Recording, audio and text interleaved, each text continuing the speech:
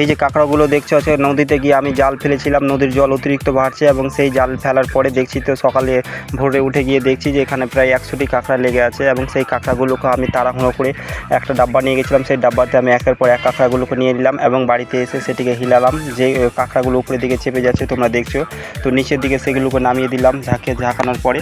এই যে কাঁকড়াগুলো এই যে দুটো ট্যাং রয়েছে, দুটো ট্যাংয়ের মাধ্যমে তারা শিকার করে। আর দুটো ট্যাং ছাড়াও যে আঙুলের মতোগুলো রয়েছে পাতলা পাতলা, সেগুলো তারা হাঁটা চলার জন্যই করে। এই যে ট্যাংগুলো দেখছো আমরা কীভাবে ভাঙবো সেই ট্যাংগুলো তোমরা দেখতে পাচ্ছ। তো এই যে প্রথমে তো বাড়িতে কেউ বানাতে গেলে কেউ বানাবেন না। এই যে দেখো প্রথমে তাকে চামচ দিয়ে ঠেসে দুটো ট্যাংটাকে ধরা হয়, না হলে সেই ট্যাংটা দিয়ে আঙুলে কেটে নিলে আঙুল ছুটার সম্ভাবনা থাকে।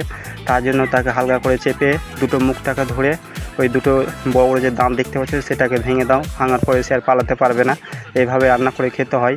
তার আর একটা টেকনিক রয়েছে, তার পিছন দিকে সামনের দিকে চোখ থাকে, তো পিছন দিকে দেবে ধরে ট্যাংটিকে ভাঙতে গেলে সে আর পালাতে পারবে না।